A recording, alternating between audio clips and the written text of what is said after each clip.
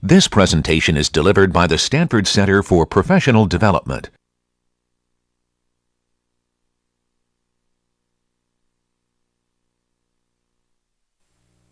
Okay, good morning. Welcome to CS229, the machine learning class.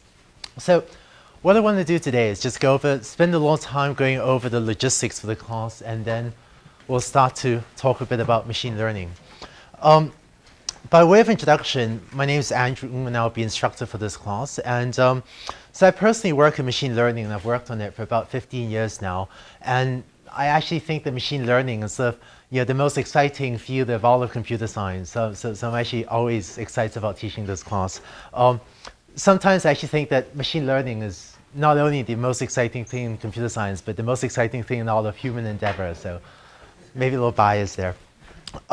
Also want to introduce the TAs, who are all graduate students doing research in or related to machine learning and all experts in machine learning.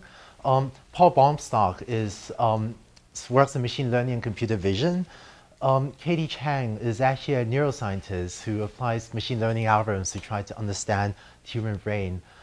Tom Doe is another PhD student, works in computational biology and in sort of the basics, fundamentals of machine learning. Zico Coulter is the head TA. He's head TA 2 years in a row now. Works on machine learning and applies them to a bunch of robots. And Daniel Ramage is, because it's not here, Daniel applies learning algorithms to problems in natural language processing. So you get to know the TAs and me much better throughout this quarter. But just from, the sorts of things that TAs do, I hope you can already tell that machine learning is a highly interdisciplinary topic in which just the TAs are applying learning algorithms to problems in computer vision, in biology, in robots, in language.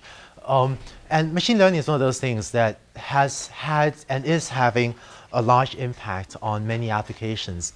So just in my own daily work, I actually frequently end up talking to people like helicopter pilots, to biologists, to people in computer systems or databases, to economists, and there's sort of also an unending stream of people from industry coming to Stanford, interested in applying machine learning problems, interested in applying machine learning methods to their own problems. So yeah, this is fun. A couple of weeks ago, a student actually forwarded to me an article on in Computer World about the 12 IT skills that employers can't say no to. Sort of about the the 12 most desirable skills in all of IT and all of information technology. And topping the list was actually machine learning. So I think this is a good time to be learning this stuff, and learning algorithms are having a large impact on many segments of science and industry. I'm actually curious about something. Learning algorithms is one of the things that touches many areas of science and industries. I'm actually kind of curious, how many people here are computer science majors or in the computer science department? Okay, about half of you. How many people are from EE? Oh, okay, maybe about a fifth. How many biologists are there here? Wow, just a few, not many. I'm surprised. Anyone from statistics? Okay, a few. Ooh, so where are the rest of you from? ICME. What, say again? ICME. ICME, cool. Civi and what else? Simsys, Symbiotic Systems. Yeah, cool. Chemi, cool. Aeroastro, yes, right. Yeah, okay, cool. Anyone else? MSNE. Yeah. Pardon? MSNE. All right, cool. Yeah. So, Endoship. Pardon? Endoship. What's I see, industry. Yeah. Okay, cool, right, great. Yeah, so as you can tell, from the cross-section of this class, I think we're a very diverse audience in this room, and that's one of the things that makes this class fun to teach and fun to be in, I think. So in this class, we try to convey to you a broad set of principles and tools that will be useful for doing many, many things. And every time I teach this class, I can actually very confidently say that after December, no matter what you go on to do after this December, when you've sort of completed this class, you'll find the things you learn in this class very useful. And these things will be useful pretty much no matter what you end up doing later in your life. So I have more logistics to go over later, but let's say a few more words about machine learning. I feel that machine learning grew out of early work in AI, early work in artificial intelligence. And over the last, I want to say, over the last 20 years or so, it's been viewed as a sort of growing new capability for computers. And in particular, it turns out that there are many programs, or there are many applications that you can't program by hand. For example, if you want to get a computer to read handwritten characters, to read sort of handwritten digits, it actually turns out to be amazingly difficult to write a piece of software to take as input an image of something that I wrote and to figure out, just what it is, to translate my cursive handwriting into to extract the characters that I wrote out in longhand. And other things. One thing that my students and I do is autonomous flight. So it turns out to be extremely difficult to sit down and write a program to fly a helicopter.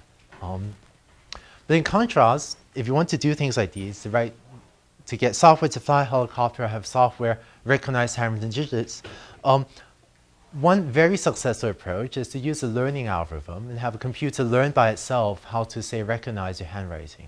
And in fact, for handwritten digit recognition, this is pretty much the only approach that works well. And these are sort of applications that are hard to program by hand. Learning algorithms has also made, I guess, significant inroads in what's sometimes called database mining. So for example, with the growth of IT and computers, increasingly many hospitals are keeping around medical records of what sort of patients, what problems they had, what their prognosis was, what the outcome was. And taking all of these medical records, which started to be digitized only about maybe 15 years ago, applying learning algorithms to them, we can turn raw medical records into what I might loosely call medical knowledge, in which we start to detect trends in medical practice and even start to alter medical practice as a result of medical knowledge that's derived by applying learning algorithms to the source of medical records that hospitals have just been building up over the last 15, 20 years in electronic format. Turns out that most of you probably use learning algorithms, I don't know, I think half a dozen times a day or maybe a dozen times a day or more, and often without knowing it.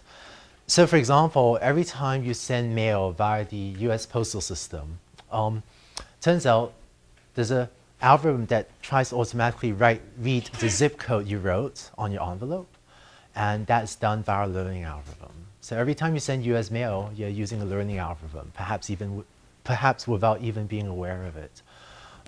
Similarly, every time you write a check, I actually don't know the number for this, but a significant fraction of checks that you write are processed by a learning algorithm that's learned to read the digits, so the dollar amount that you wrote down on your check. So every time you write a check, there's another little learning algorithm that you're probably using without even being aware of it.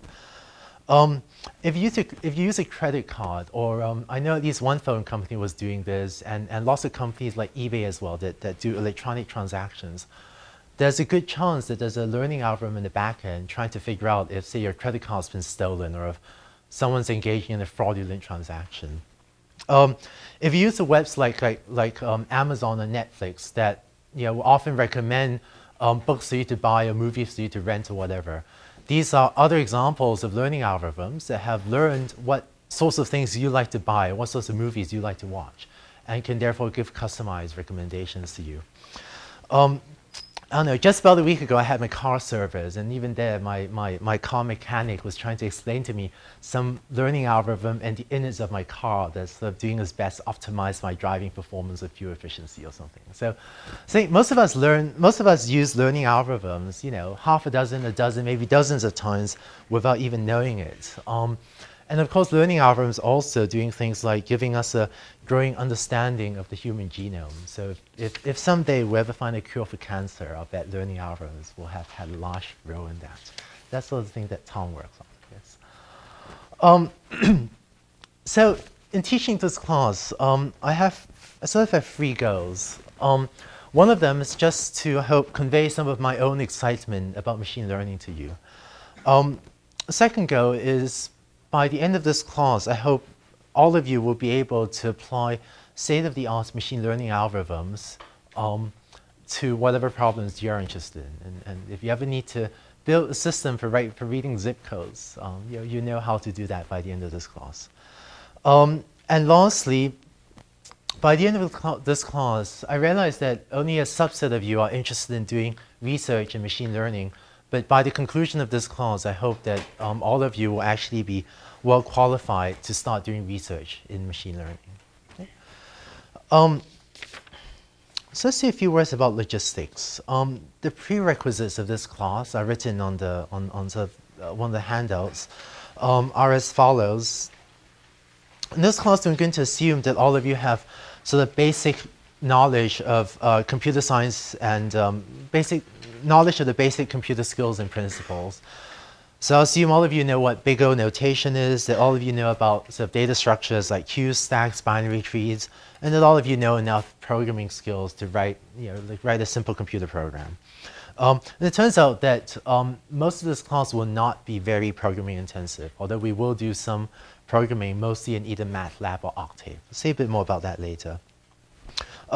Also assume familiarity with basic probability and statistics. So most undergraduate statistics class, like Stat 116 taught here at Stanford, will be more than enough. I'm going to assume that all of you know what random variables are, that all of you know what expectation is, what the variance of a random variable is.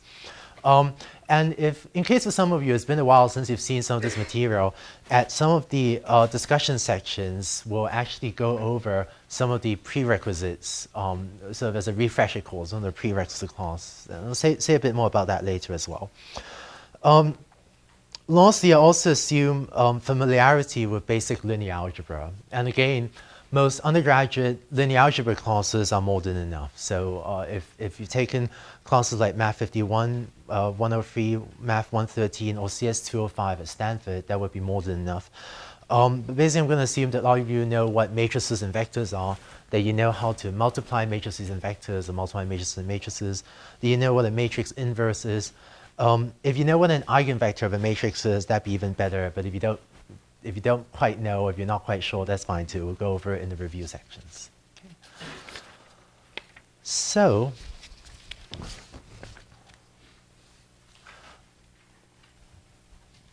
there are a couple more logistical things I should deal with in this class.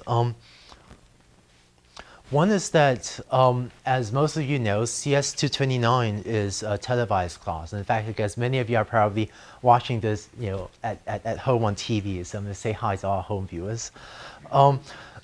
So earlier this year, I approached SCPD, which televises these classes, about trying to make a small number of Stanford classes publicly available, of posting the videos on the web.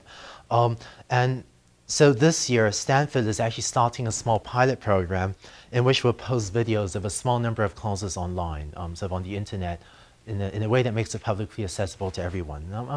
I'm very excited about that because machine learning is cool. Let's get the word out there. One of the consequences of this is that, let's see, so videos or pictures of the students in this classroom will not be posted online. So your images, so don't worry about being surprised by seeing your own face appear on YouTube one day.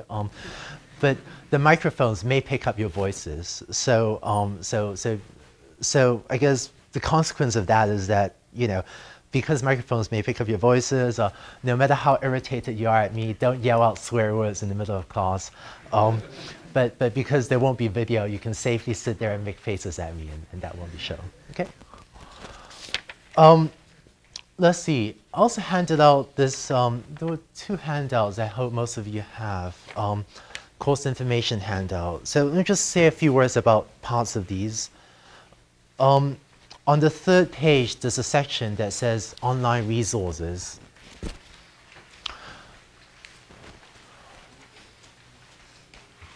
Yeah.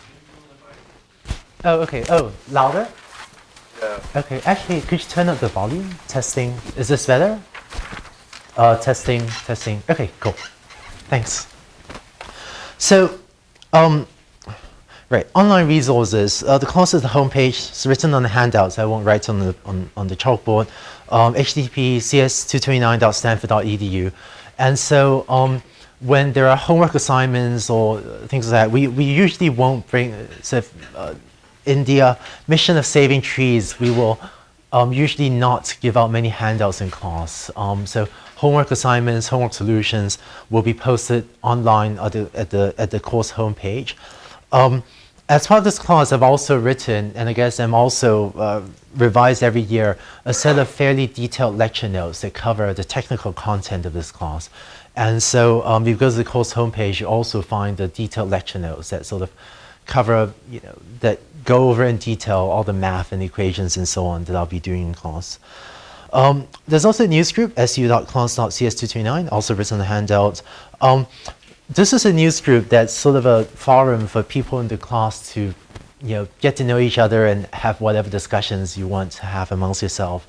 So the class news group will not be monitored by the TAs and me, but this is a place for you to form study groups or find project partners or discuss homework problems and so on, and it's not monitored by the TAs and me. So you can also, feel free to talk trash about this class there.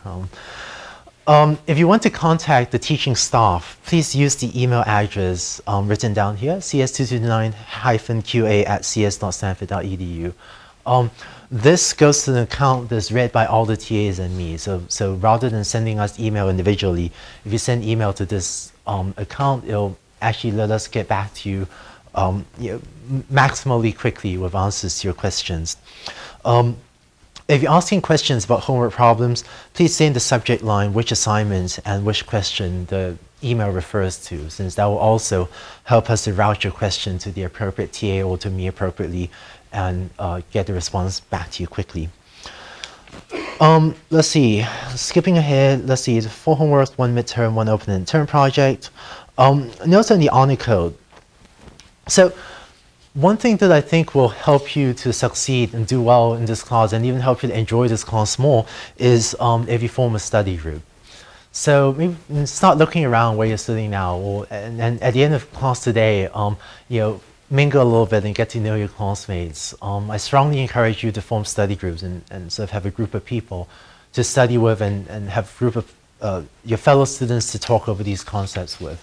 You can also post on the class news group if you want to use that to try to form a study group. But some of the problem sets on this in this class are reasonably difficult.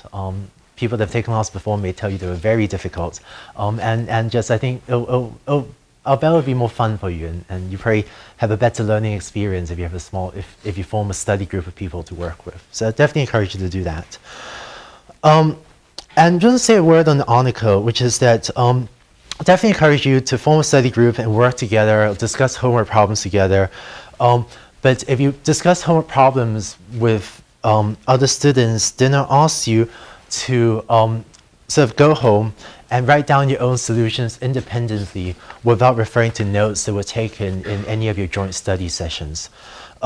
So in other words, when you turn in a homework problem, what you turn in should be something that was reconstructed, independently by yourself and without referring to notes that you took during your study sessions with other people. Okay, and obviously, showing your solution to others or copying other solutions directly is right out.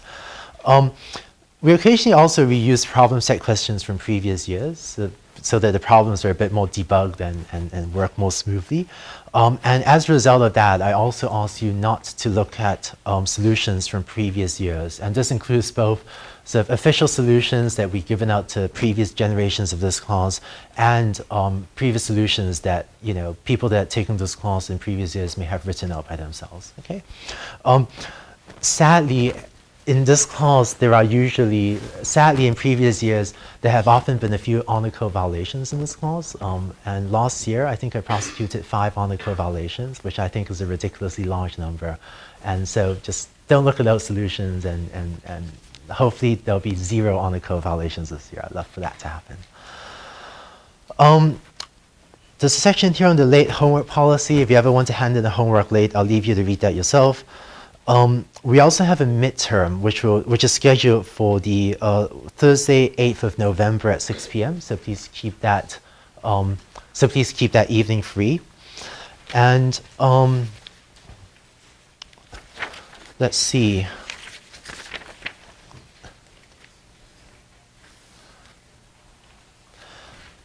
And one more administrative thing I want to say is about the class project.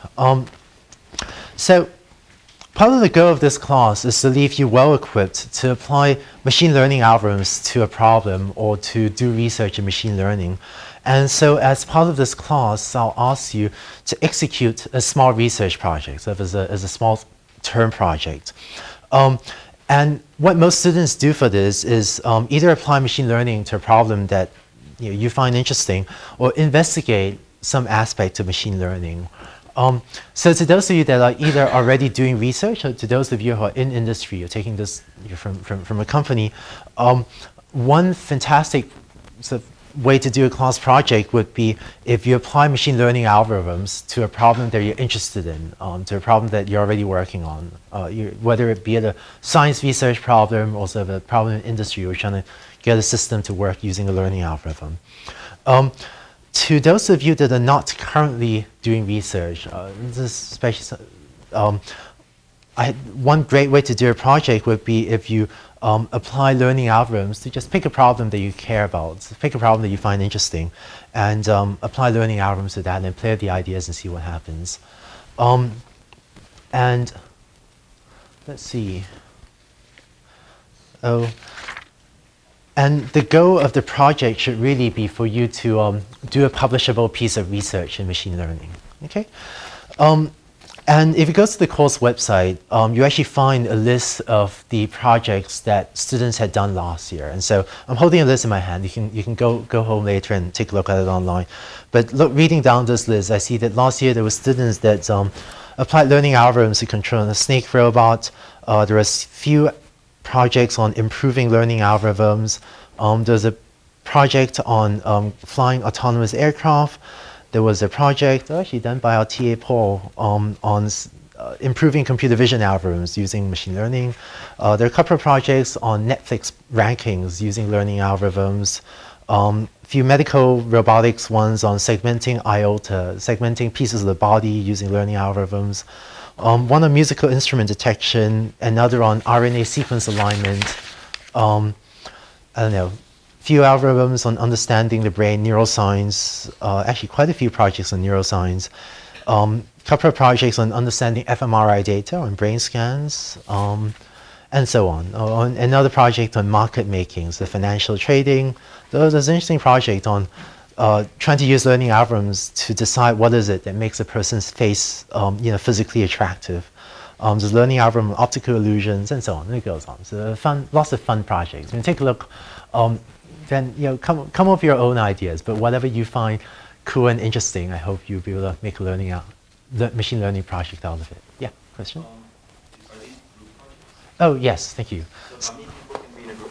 Right, so projects can be done in groups of up to 3 people. So as part of forming study groups, later today, as you get to know your classmates, I definitely also encourage you to grab 2 other people and form a group of up to 3 people for your project. Okay. And just start brainstorming ideas for now amongst yourselves. You can also come talk to me or the TAs if you want to brainstorm ideas with us. Okay. So, one more organizational question. I'm curious, how many of you know MATLAB? Wow, cool, quite a lot. Okay, so as part of the actually, how many of you know Octave or have used Octave? Oh, okay, much smaller number. So as part of this class, especially in the homeworks, we'll ask you to implement a few programs, a few machine learning algorithms as part of the homeworks. And most of those homeworks will be done in either MATLAB or in Octave, which is sort of a, I don't know, some people call it a free version of MATLAB, which is sort of isn't.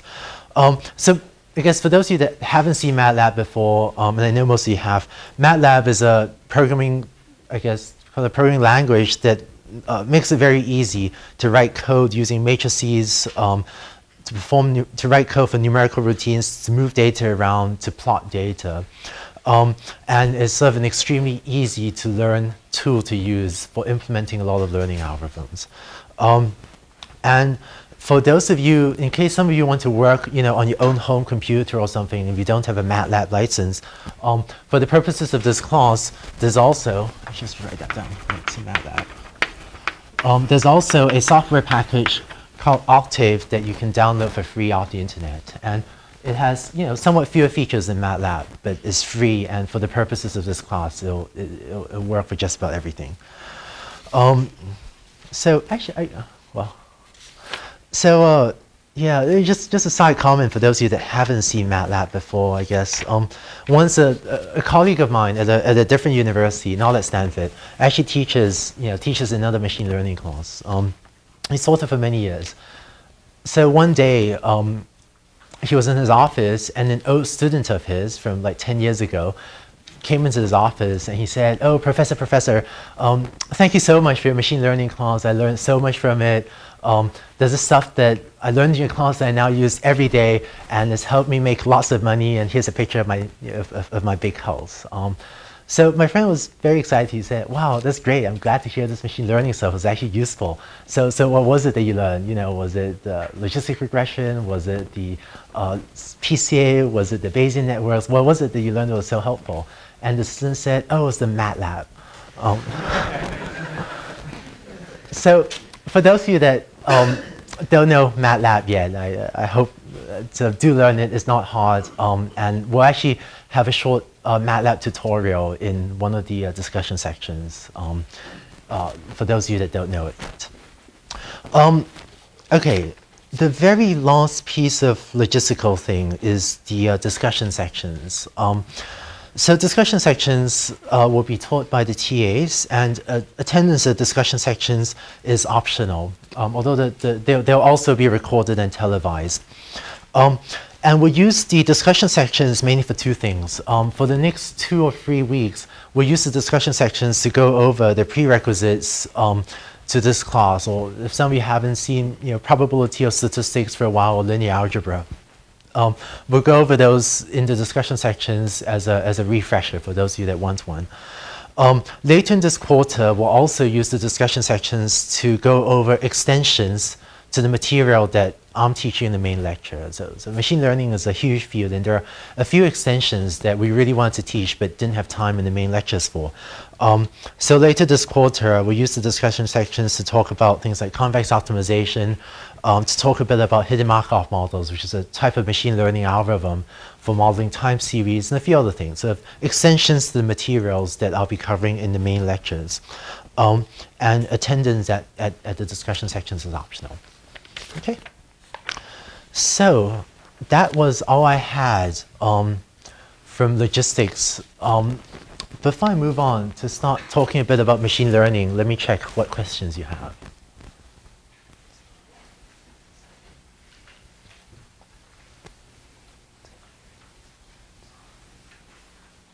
Yeah.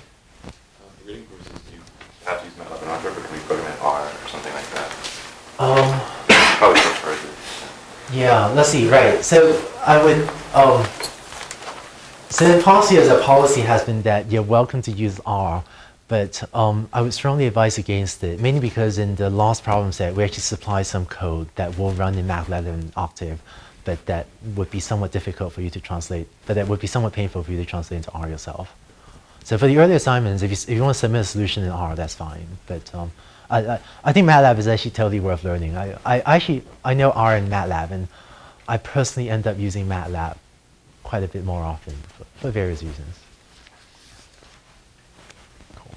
Yeah. For the term project, do you recommend a group also? So for the term project, you're welcome to do it in smaller groups of 3. You're welcome to do it by yourself or in groups of 2. Grading is the same regardless of the group size. So with a larger group, you probably, I recommend trying to form a team, but it's actually certainly fine to do it in a smaller group if you want. Yeah, question? For the programming prerequisite, what language? C or? So let's see. There is no C programming in this class other than any that you may choose to do yourself in your project. So all the homeworks can be done in MATLAB or Octave, and let's see, and I guess the programming prerequisites is more the ability to understand big O notation and and knowledge of what a data structure like a linked list or a queue or a binary tree is, more so than knowledge of C or Java specifically. Yeah. Looking at the end semester project, I mean, what exactly will you be testing over there? What will the grading methodology be? Of the project.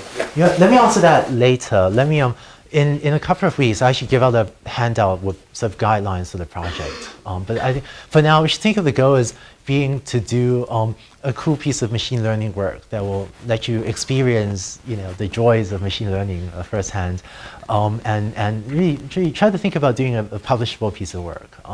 So many students will try to build a cool machine learning application. That's probably the most common project.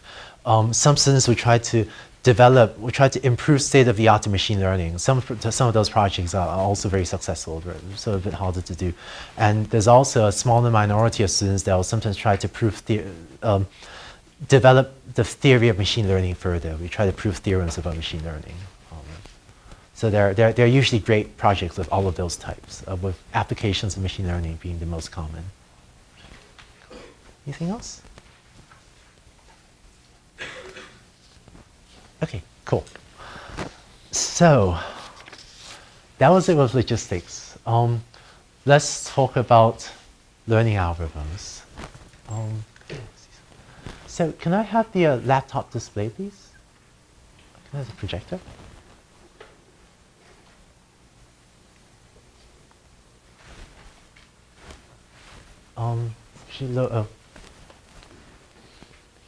Actually, could you lower the big screen?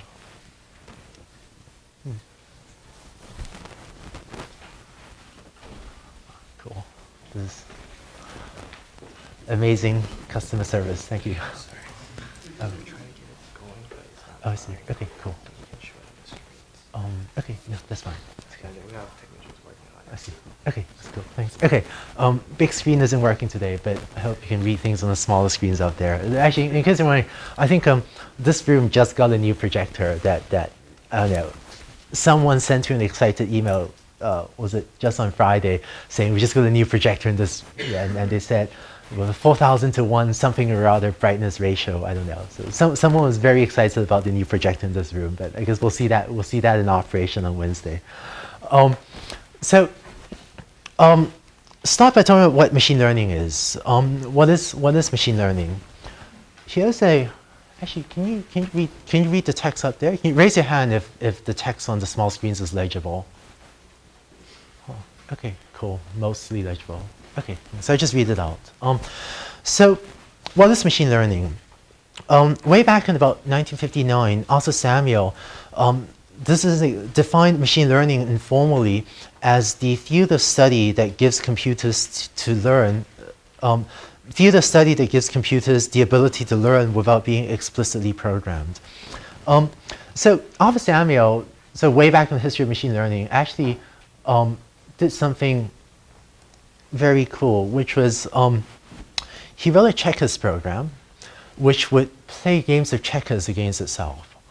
And so because a computer can play thousands of games against itself relatively quickly, Arthur Samuel had his program play thousands of games against itself, and over time it would start to learn to recognize patterns which led to wins and patterns which led to losses. So over time it learned things like that, gee, if I get a lot of my pieces taken by the opponent, then I'm more likely to lose than win. Or gee, if I get my pieces into a certain position, then I'm especially likely to win rather than lose. And so over time, Arthur Samuel had a checkers program that would actually learn to play checkers by learning what are the board positions that tend to be associated with wins and what are the board positions that tend to be associated with losses. And way back in around 1959, the amazing thing about this was that his program actually learned to play checkers much better than Arthur Samuel himself could. Right? So even today, there are some people that say, well, computers can't do anything that they're not explicitly programmed to. And Arthur Samuel's checkers program was maybe the first I think, really convincing refutation of this claim. Namely, Arthur Samuel managed to write a checkers program that could play checkers much better than he personally could. And this is an instance of maybe computers learning to do things that they really were not programmed explicitly to. Here's a more recent or more modern, more formal definition of machine learning due to Tom Mitchell, who says that a well-posed learning problem is defined as follows. He says that a computer program is said to learn from an experience E with respect to some task T and some performance measure P if its performance on T as measured by P improves with experience E. Right? So not only is it a definition, it even rhymes. So, for example, in the case of checkers, the experience E that the program has would be the experience of playing lots of games of checkers against itself, say. The task T is the task of playing checkers, and the performance measure P will be something like the fraction of games it wins against a certain set of human opponents. And by this definition, we'll say that Arthur Samuel's checkers program has learned to play checkers. Okay? So, as an overview of what we're going to do in this class is sort of organized into 4 major sections. I'm going to talk about 4 major topics in this class, the first of which is supervised learning. So let me give you an example of that.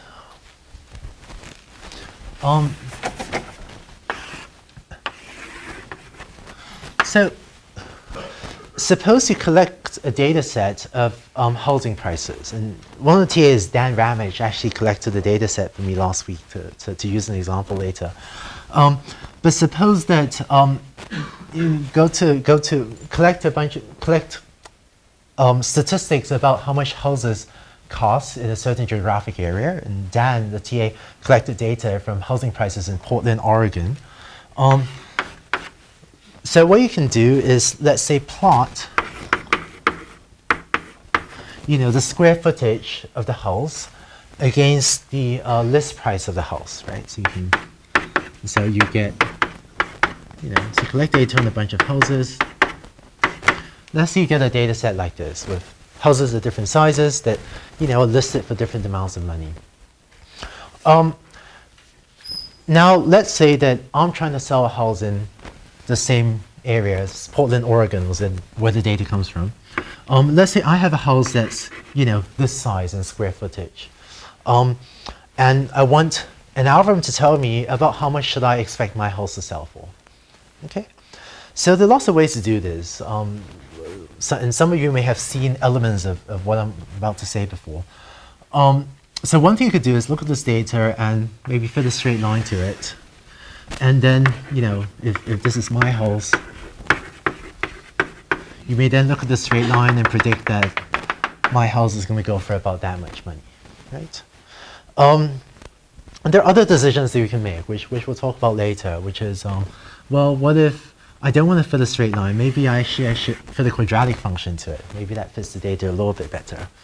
You notice if you do that, the price of my house goes up a bit, so that'd be nice. And this sort of learning problem of learning to predict housing prices is an example of what's called a supervised learning problem.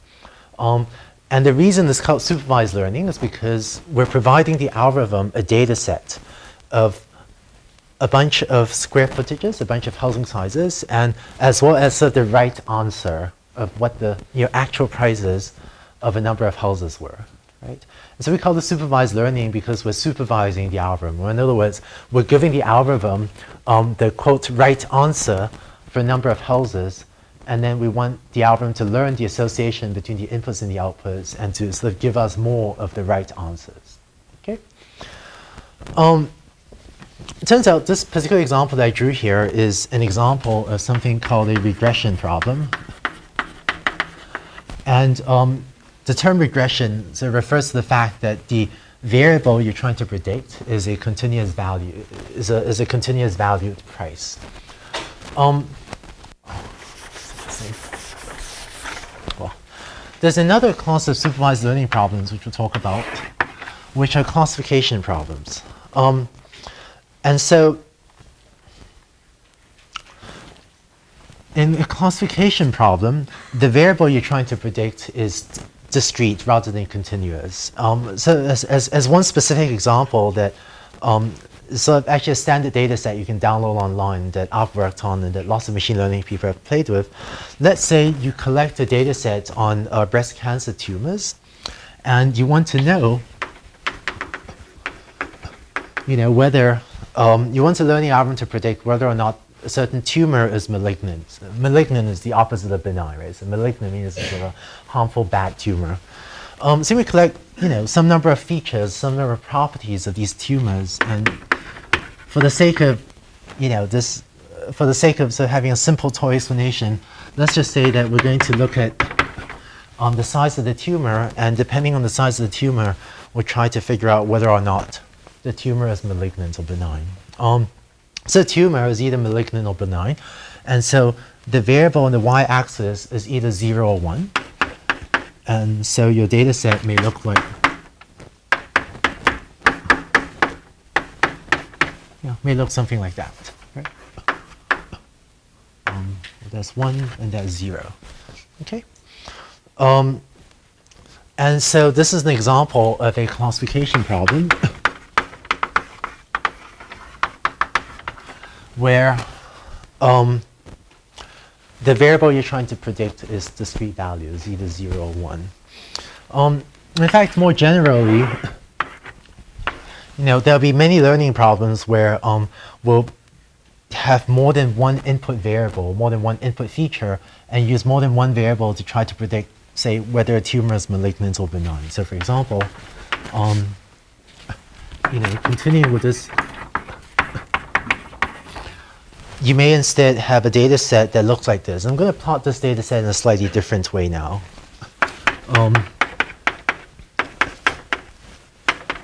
And I'm making this data set look much cleaner than it really is in reality for illustration. But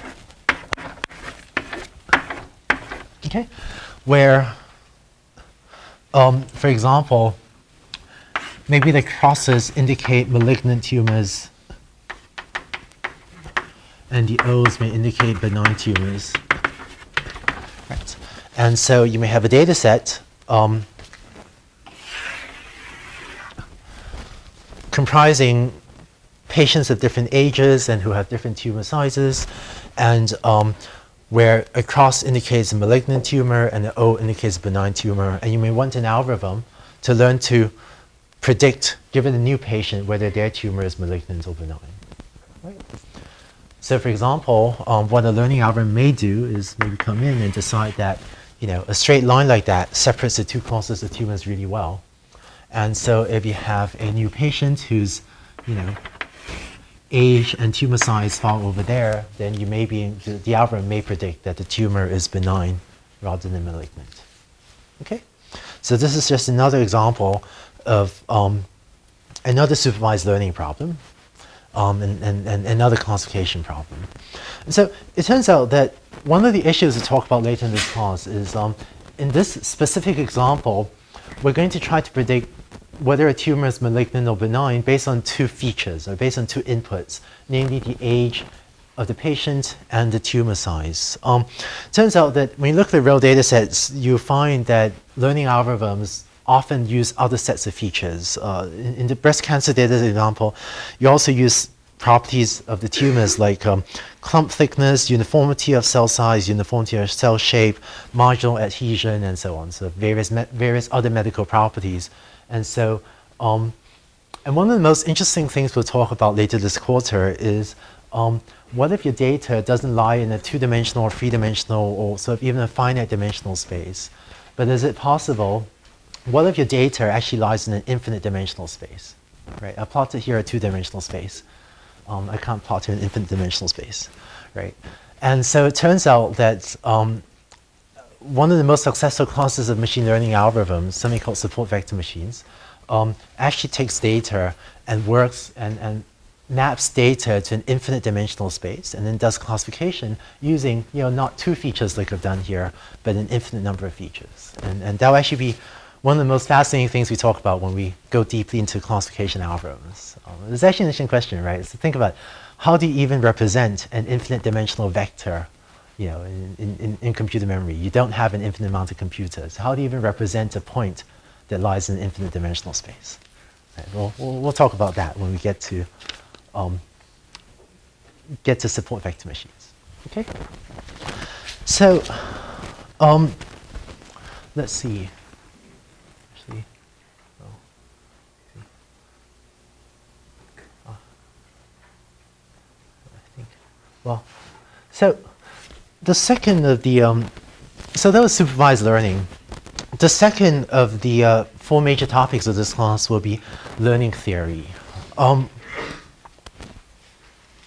So I have a friend who teaches math at a different university, not at Stanford. And when you talk to him about, you know, his work and what he's really out to do, this friend of mine will, so he's a math professor, right? This friend of mine will sort of get the look and wonder in his eyes, and he'll tell you about how in his mathematical work, he's, you know, he feels like he's discovering truth and beauty in the universe. And he says it in sort of a really touching, sincere way. And then he has this, you can see it in his eyes, there's this deep appreciation of, you know, the truth and beauty in the universe as revealed to him by the math he does. In this class, I'm not going to do any truth and beauty. In this class, I'm going to talk about learning theory to try to convey to you an understanding of how and why learning algorithms work, so that we can apply these learning algorithms as effectively as possible. So for example, it turns out you can prove surprisingly deep theorems on when you can guarantee that the learning algorithm will work. Right? So think about a learning algorithm for reading zip codes. When can you prove a theorem guaranteeing that the learning algorithm will be at least 99.9% accurate on reading zip codes? This is actually somewhat surprising. We actually prove theorems showing when you can expect that to hold. We'll also sort of delve into learning theory to try to understand what algorithms can approximate different functions well and when, and also try to understand things like how much training data do you need? So how many examples of houses do I need in order for your learning algorithm to recognize the pattern between, you know, the square footage of a house and its housing prices? And this is help us answer questions like, if you're trying to design a learning algorithm, should you be spending more time collecting more data? Or is it the case that you already have enough data and it'd be a waste of time to try to collect more? Okay, so I think learning algorithms are a very powerful tool, but as I, you know, walk around industry in Silicon Valley, or as I work with various students in CS and outside CS, you find that there's often a huge difference between how well someone who really understands this stuff can apply a learning algorithm versus someone who, you know, sort of gets it but sort of doesn't.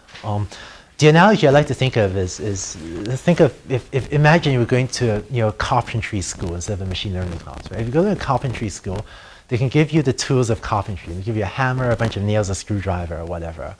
But a master carpenter will be able to use those tools far better than most of us in this room. So I know a carpenter can do things with a hammer and nail that I couldn't possibly. And it's actually a little bit like that in machine learning too. One thing that's sadly not taught in many courses on machine learning is how to take the tools of machine learning and really, really apply them well. So in the same way, so the tools of machine learning are, you know, I want to say quite a bit more advanced than the tools of carpentry. Maybe a carpenter will disagree. But so a large part of this class will be just giving you the raw tools of machine learning, just the algorithms and so on. But what I plan to do throughout this entire quarter, not just in the segment of learning theory, but actually as a theme running through everything I do this quarter, will be to try to convey to you the skills to really take the learning algorithm ideas and really to get them to work on the problem. It's sort of hard for me to, you know, stand here and say how big a deal that is. But when I walk around companies in Silicon Valley, it's completely not uncommon for me to see someone using some machine learning algorithm, and then explain to me what they've been doing for the last 6 months, and I go, oh, gee, you know, it should have been obvious from the start that the last 6 months you've been wasting your time, right? So my goal in this class, running through the entire quarter, not just on learning theory, is actually not only to give you the tools of machine learning, but to teach you how to use them well. And I've noticed this is something that really not many other classes teach. So, and this is something I'm really convinced is a huge deal. And so, by the end of this class, I hope all of you will be master carpenters. I hope all of you will be really good at applying these learning algorithms, and getting them to work amazingly well on many problems. Okay. Let's see. So, some of these slides out of the board. After learning theory, there's another class of learning algorithms that I then want to teach you about. And that's unsupervised learning. So,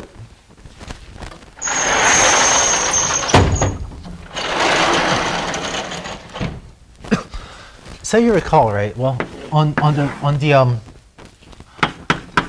a little earlier, I drew an example like this, right, where you have a couple of features, a couple of input variables, and sort of malignant tumors and benign tumors or whatever. And that was an example of a supervised learning problem because the data you have gives you the right answer for each of your patients. The data tells you this patient had a malignant tumor, this patient had a benign tumor. So it had the right answers, and you wanted the algorithm to just produce more of the same. In contrast, in an unsupervised learning problem, this is the sort of data you get. Okay.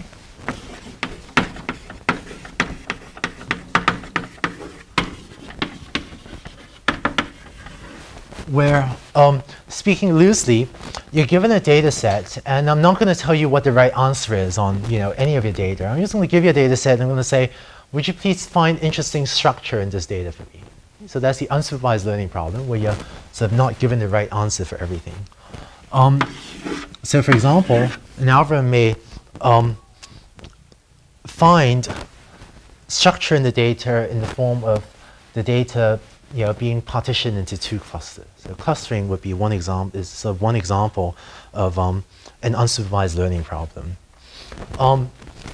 So you can see this. It turns out that these sorts of unsupervised learning algorithms are also used for many problems. This is a screenshot. This is a picture I got from Sue-En Lee, who's a PhD student here, who's applying unsupervised learning algorithms to try to understand gene data. So, it's trying to look at genes in individuals and group them into clusters based on properties of what genes they respond to, based on properties of how the genes respond to different experiments. Another interesting application of these sorts of clustering algorithms is actually the image processing. This picture I got from Steve Gould, who's another PhD student. It turns out what you can do is if you give this sort of data, say an image, to certain unsupervised learning algorithms, they will then learn to group pixels together and say, gee, this set of pixels seem to belong together and that set of pixels seem to belong together. And so the images you see on the bottom, I guess you can just barely see them.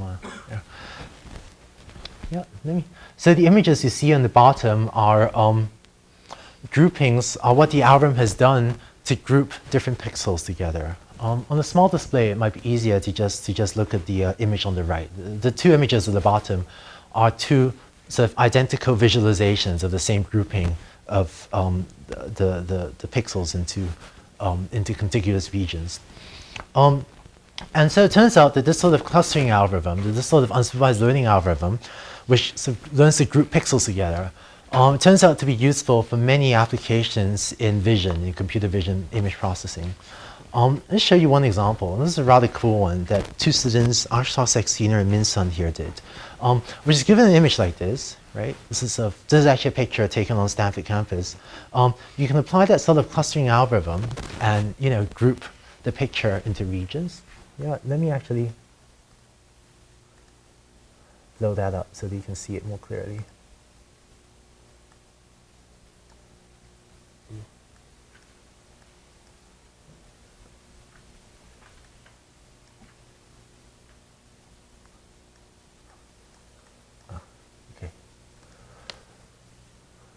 Okay, so in the middle you see the lines sort of grouping the image together, grouping the image into contiguous regions. And what Ashutosh and Min did was they then applied the learning algorithm to say, can we take this clustering and use it to build a model, to build a 3D model of the world.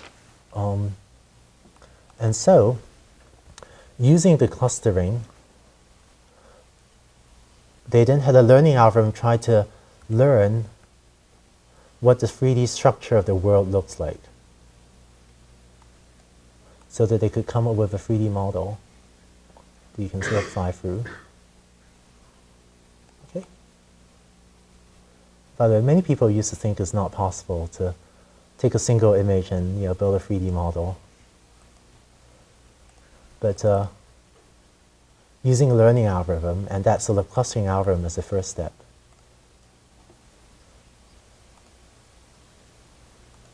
They were able to. I'll just show you one more example. I like this because it's a picture of Stanford, of our beautiful Stanford campus. So again, taking the same sort of clustering algorithms, you can, taking the same sort of unsupervised learning algorithm, you can group the pixels into different regions. And using that as a pre-processing step, they eventually built this sort of 3D model of Stanford campus from a single picture. So you can sort of walk into the scene, look around the campus. Okay. This actually turned out to be a mix of supervised and unsupervised learning, but the unsupervised learning, the sort of clustering, was the first step. So it turns out these sorts of unsupervised clustering algorithms are actually routinely used for many different tasks. Things like organizing computing clusters, social network analysis, market segmentation. So if you're a marketer and you want to divide your market into different segments or different groups of people to market to them separately. Even for astronomical data analysis and understanding how galaxies are formed. These are just a sort of small sample of the applications of unsupervised learning algorithms, of clustering algorithms that we'll talk about later in this class. Just one particularly cool example of an unsupervised learning algorithm that I want to tell you about. And to motivate that, I'm going to tell you about consider what's called the cocktail party problem, right? Which is, imagine that you're at some cocktail party and there are lots of people standing all over. And you know how it is, right? If you're at a large party, and everyone's talking, it can be sometimes very hard to hear even the person in front of you. So imagine a large cocktail party with lots of people. So the problem is, if there are all of these people talking, can you separate out the voice of just the person you're interested in talking to, right? Because with all this loud background noise. So I should show you a specific example in a second. But here's a cocktail party that's, I guess, rather sparsely attended by just 2 people. But what we're going to do is we'll put 2 microphones in the room, okay? And so, because the microphones are just at slightly different distances to the 2 people, and the 2 people may be speaking at slightly different volumes, each microphone will pick up an overlapping combination of these 2 people's voices. But they are sort of slightly different overlapping voices. So speaker 1's voice may be more loud on microphone 1, and speaker 2's voice may be louder on microphone 2, whatever. But the question is, given these microphone recordings, can you separate out the original speaker's voices? So I'm going to play you some audio clips that were collected by Taewon Lee at UCSD. Let me actually play for you the original raw microphone recordings from this cocktail party. So this is the microphone 1. 1, 2, 3, 4, 5, 6, 7, 8, 9, y 10. So it's a fascinating cocktail party with people counting from 1 to 10. This is the second microphone. 1, 2, 3, 4, 5, 6, 7, 8, 9, y 10. Okay, so remember, in unsupervised learning, we don't know what the right answer is, right? So what we're going to do is take exactly the 2 microphone recordings you just heard and give it to an unsupervised learning algorithm and tell the algorithm, would you please discover structure in the data for me, or what structure is there in this data? And we actually don't know what the right answer is beginning offhand. So give this data to an unsupervised learning algorithm, and what the algorithm does in this case, it'll discover that this data can actually be explained by 2 independent speakers speaking at the same time, and it can further separate out the two speakers for you. So here's output 1 of the algorithm. 1, 2, 3, 4, 5, 6, 7, 8, 9, 10. And that was the second output. 1, 2, 3, 4, 5, 6, 7, 8, 9 y 10. Okay, and so the algorithm discovers that, gee, the structure underlying the data is really that there are two sources of sound, and here they are. Show you one more example. This is this is a second it's a different pair of microphone recordings. 1, 2, 3, 4, 5, 6, 7, 8, 9, 10. So the poor guy is now at the cocktail party where he's talking to his radio. 1, 2, 3,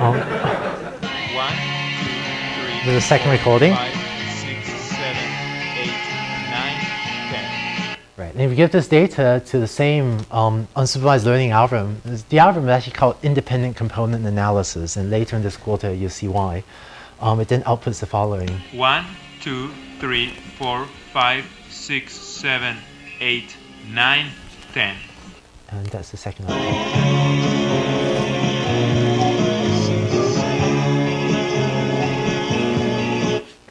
Okay, so it turns out that beyond solving the cocktail party problem, this specific class of unsupervised learning algorithms are also applied to a bunch of other problems, like in text processing or understanding functional brain imaging data, like magnetoencephalography and EEG data. And we'll talk about that more when we go and describe ICA, or independent component analysis algorithms, which is what you just saw.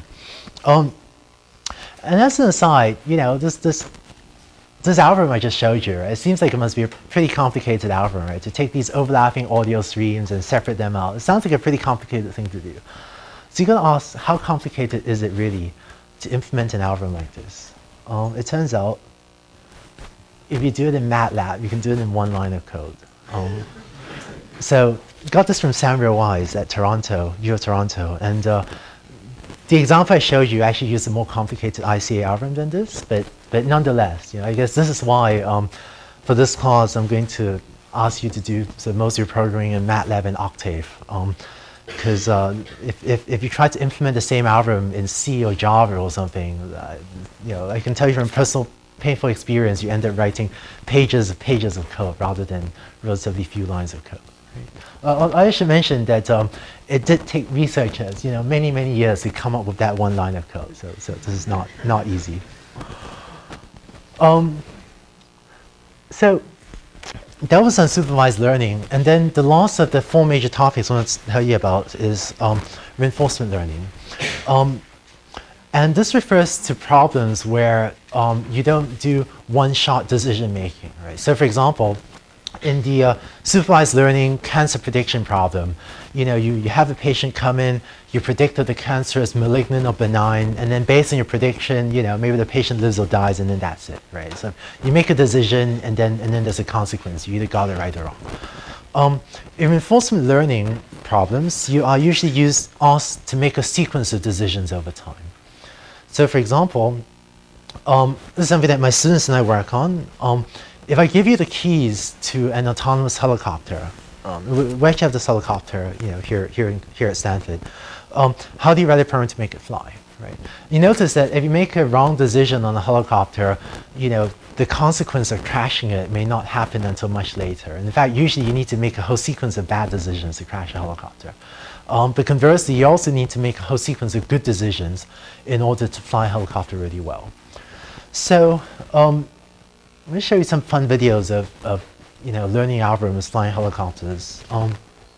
This is a video of our helicopter at Stanford flying using a controller that was learned using a reinforcement learning algorithm. So this was done on the Stanford football field. We'll zoom out the camera in a second. You see the trees planted in the sky. So this is one of the most difficult aerobatic maneuvers flown on any helicopter under computer control, and this controller, which is very, very hard for a human to sit down and write out, was learned using one of these reinforcement learning algorithms.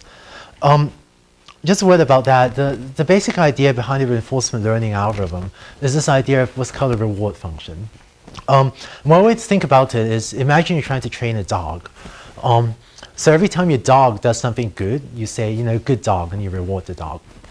Every time your dog does something bad, you go, bad dog, right? And hopefully over time, your dog will, you know, learn to do the right things to get more of the positive rewards, to get more of the good dogs, and to get fewer of the bad dogs.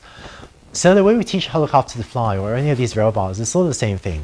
Every time the helicopter crashes, we go bad helicopter. And every time it does the right thing, we go good helicopter. And over time, it learns how to control itself so as to get more of these positive rewards.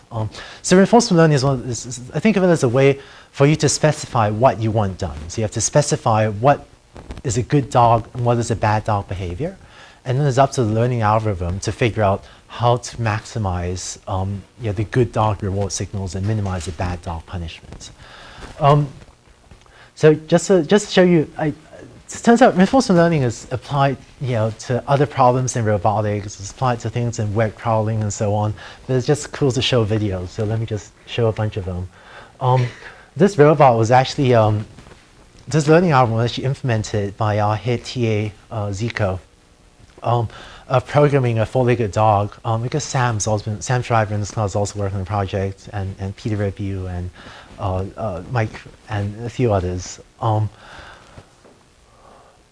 But I guess this really is a good dog, bad dog, isn't it, since it's a robot dog. Second video on the right, some of the students, I guess Peter, Zico, Tonka, working on a robotic snake. Again, using learning algorithms to teach a snake robot to climb over obstacles.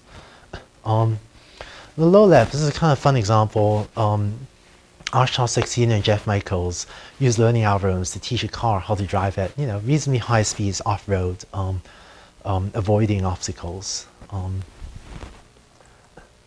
And on the lower right, there's a robot programmed by PhD student Yirong Shen, you know, to teach sort of somewhat strangely configured robot how to get on top of an obstacle, how to get over an obstacle. Sorry, I know the video is kind of small. I hope you can sort of see it.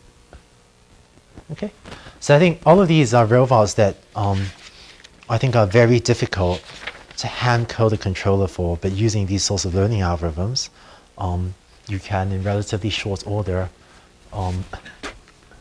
get a robot to do, you know, often pretty amazing things.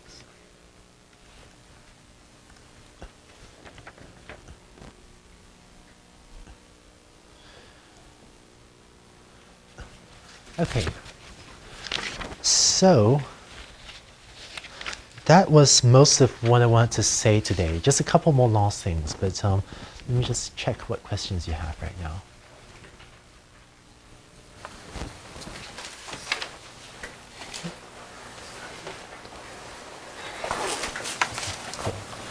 So if there are no questions, I'll just close with two reminders, which are after class today, or as you start to talk with other people in this class, we just encourage you again to start to form project partners, to try to find project partners to do your project with, and also this is a good time to start forming study groups. So either talk to your friends or post in the news group, but just encourage you to try to start to do both of those today. Okay? Form study groups and try to find two other project partners. So thank you. I'm looking forward to teaching this class, and I'll see you in a couple of days.